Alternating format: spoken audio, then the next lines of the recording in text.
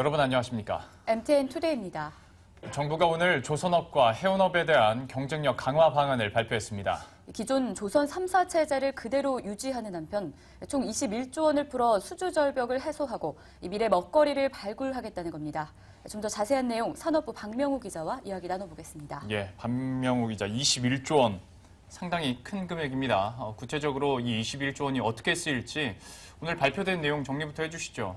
아까 말씀하신 대로 우선 정부가 오늘 내놓은 방안은 앞서 말씀하신 대로 기존 조선 3사의 틀을 그대로 유지하면서 이 자금을 풀어서 수주 절벽을 해소하고 또 현재의 위기를 일단 극복하겠다는 내용이 담겼습니다. 이와 함께 자율 운항 선박이나 선박 수리 사업 등 고부가 가치 사업으로 조선업을 육성하겠다는 내용이 골자인데요. 최상무 기재부 1차관의 이야기를 먼저 한번 들어보시도록 하겠습니다. 조선업은 선박건조 일변도의 기존 사업 포트폴리오를 경쟁력 있는 분야 중심으로 재편하는 한편 개조, 수리, 설계, 유지 보수 등 새로운 고부가 서비스 시장을 의로 영역을 확대하여 이른바 종합적인 선박 산업으로 전환해 나가겠습니다. 네, 우선 정부는 공공선박 조기 발주에 총 250척 이상의 선박을 발주하는데 약 한 11조 2천억 원을 이제 투입하기로 했습니다. 또 고부가 가치 산업으로 경쟁력을 강화하는데 3조 약 4,500원이 투입되고 해운업 경쟁력 강화에서도 약 6조 5천억 원이 투입돼서 총 이렇게 조선과 해운업 경쟁력 강화에 21조 원이 넘는 돈이 투입할 것으로 예상되고 있습니다.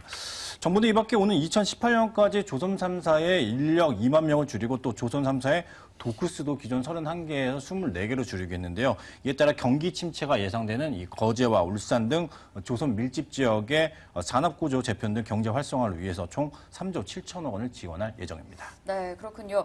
하지만 이번 경쟁력 강화 방안에 대해서 실효성 문제가 좀 제기되고 있는 것 같은데 이 부분은 좀 어떤가요? 네, 이번 역시 조선업에 집중이 됐는데 이번 경쟁력 강화 방안의 핵심은 조선 3사의 체제를 빅2 체제로 이렇게 변경하느냐 이런 내용이 담길 것이냐가 사실은 관심사였습니다. 예. 특히 대주 구조조정의 핵심인 대우조선 해양을 정리를 해서 이 조선업 위기의 원인이었던 이 공급과잉 문제를 해결할 것인가가 관심사였는데 이 방안은 거론되지 않았기 때문에 이번 추가 수주 방안이 결국 나눠먹기식 수주에 그칠 가능성이 높습니다.